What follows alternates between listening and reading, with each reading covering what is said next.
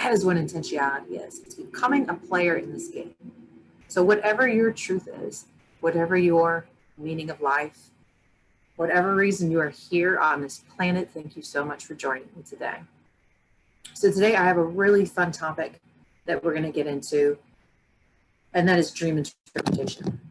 So I studied dream work at the Edgar Cayce Association, actually his university, Atlantic University in Virginia Beach. And Edgar Cayce, who is known as the sleeping prophet, I talk about him a lot on my show. He was around back in the early 1900s, and he would go into a deep meditative state and be able to answer people's questions about health issues, about past lives, and about their dreams. People would come to him from all over once they've heard his messages to find out what it was the universe was trying to say to them, because they were having issues with past lives. They were having indicators of past lives affecting their current life, or they're having a reoccurring dream that they couldn't understand. Edgar Cayce was able to help them interpret the messages of their dreams. And in doing so, what he realized was very much like the Akashic Records, which we talked about last season. Dreams are individual messages for you. It is the universe's way, your subconscious's way, of talking to you. And it talks to you in the only way that it knows how, and that's with symbols. That's with these bright images, where every little nuance of your dream has a meaning. Every little nuance has a meaning, and you take that a step farther, that every dream is there to help you in some way, shape, or form. They come from a pure place to help your life be better, to help you decide what you do with your career, to help you to decide what you do in your relationships, to help you work through old traumas that you're still holding on to. Dream work is the key to what's going on in your body, in your mind, in your heart, and your soul. And Edgar Cayce was very famous for this work. In the university, I also studied Carl Jung, who is a very, very famous teacher and psychologist, anthropologist, social professor, who really studied the internal parts of the body. And one of the things he talks about was the hero's journey, where we have archetypes that we play out in our lives. Those archetypes, he found these archetypes mirrored themselves in our dreams, to the point where every person in your dream was mirroring a piece of you. It was a part of you playing out. So if you have somebody that you really hate in your dreams, and they're your antagonist and they're threatening you, many psychologists would say that that person is a piece of you, and he's playing a role for you to understand some message. Freud was also very, very famous for his work on dream interpretation. Now, I'm not a huge fan of Freud, mostly because he thought everything in dreams related to the penis or the vagina. And I do not agree with that message at all. I think his interpretation of dreams actually said a lot more about his own psyche than what dreams were actually saying. But I tell you this because some of the greatest thinkers ever studied dream work. They studied dream interpretation because they knew it held the key to information. It held the key to information for you as individuals, for the world at large, for us as humans. The amount of information that is there in our dreams is untapped gold. Once you learn to tap into it, once you learn to interpret your dreams, that whole universal source of information is now available to you.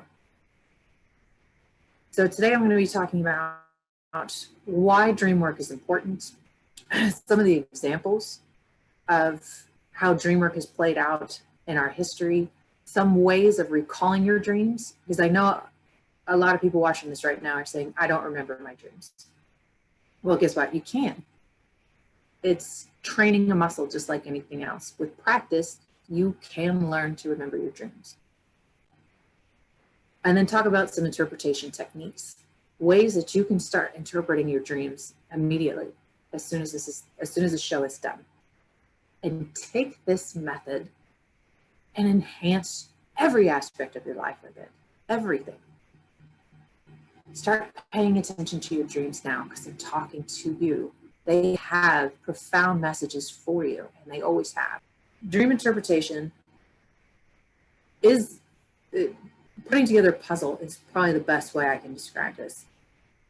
In your dreams, each person is a piece of this puzzle.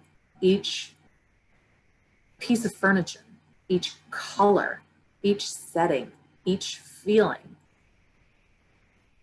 Every single aspect of your dream is one piece of that puzzle. It's when you start to connect these pieces together. Once you start to say, this person to me means this, that you start to see what the picture is. It's putting together like a puzzle of all blue sky without realizing what the end result is going to look like. The more you start to understand those pieces, the easier it's going to be to put together that puzzle. And it's going to unlock all of that potential that you've got in your dreams. So one of the real cool ways of interpreting your dreams, and one of my favorite, is word association. So when you write down your dreams in its entirety, you're writing it down very much in a story format. You write down as many details as you can remember. And there's an acronym I want to give you before. Yeah, I don't want to forget to do that. Once you finish recording your dream, you're going to pick out the words that stand out to you. Typically the nouns is a really good way to just do it. You go through, you pull the nouns, the people, the places, and the things, and you pull those out of your dream and you list them on a piece of paper. And now here's where the personal interpretation comes in handy. You are saying what that noun means to you. You are building your own dream dictionary. So this is a very specific dream that I had. I dreamed I was in an airport and I was, for whatever reason, I had a gun on me in the airport. And I remember pulling it out and aiming it at the ceiling. And I pulled the trigger and the ceiling broke into these billions of pieces of glass and showered down on me. And I could see them getting pulled in all these directions, almost like a tornado of glass. And I remember thinking when I was doing this that, oh, you know, I'm going to get in trouble. I shouldn't have a gun in the airport.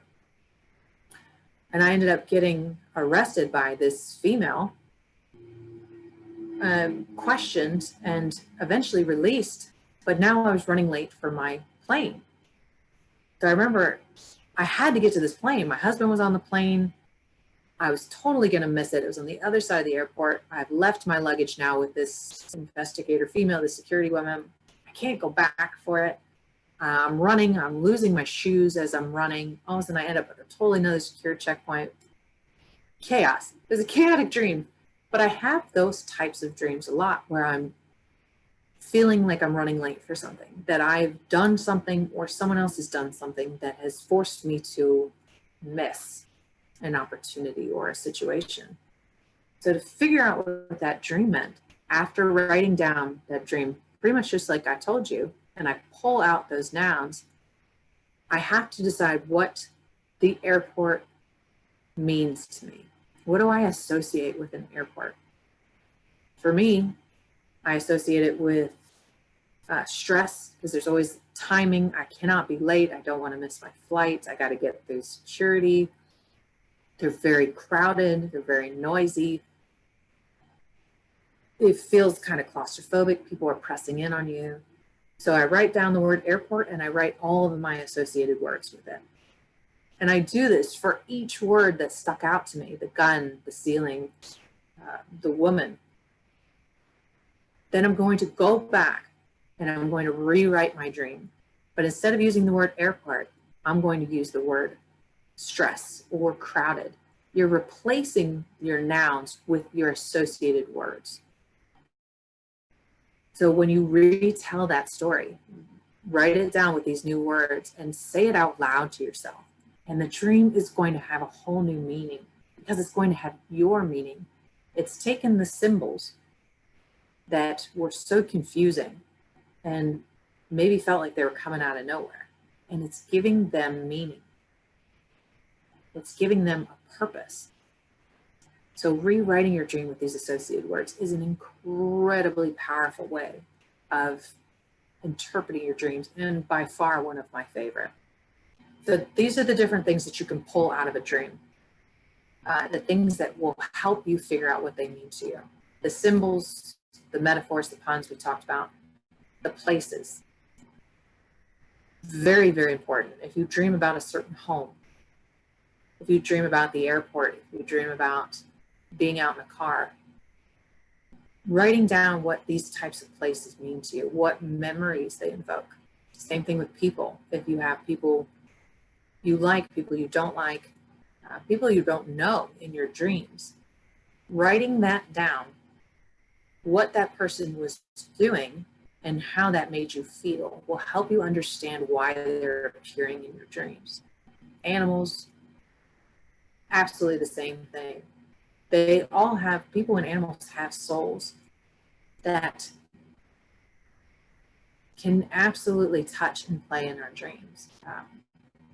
One of the things we learned was animals traveling in your dreams with you to help you navigate, almost like a guide. It's a very different topic, but it's an important thing to pay attention to. The things, any keywords you remember, and what was happening in your day when you had this big, vivid dream. Because what they call day residue is something that was happening in your day that's influencing your dreams. Literally, residue from the day before. So if you're having a very stressful or even a very happy time, it can affect your dreams, and it might make that puzzle a lot easier to understand when you put it into context of what's going on in my day-to-day life. So the last thing I want to share, when you're recording your dreams, when you're writing them down, there's a great acronym to help you figure out what's important to capture. And it's, the acronym itself sucks. It's SCERC, SCERC, S-C-E-R-C, S-C-E-R-C. The setting, the characters, the event, your response, the conclusion. The setting, the characters, the event, your response, and the conclusion of the dream. If you can capture those things, you are 100% able to figure out what that dream is. Having dream groups, sharing your dreams with other people who are trained in how to interpret dreams is a profound way of figuring out what your dreams mean, because they are in tune to the dream world and can help you see things you didn't see before. So I absolutely recommend them if you have a chance to join a dream group. They are wonderful experiences. If you're interested in starting a dream group and being trained to lead a dream group, I can 100% support that. Send me an email at chrisalicia@intentionality.com or hit me up on Facebook. Connect with me on LinkedIn.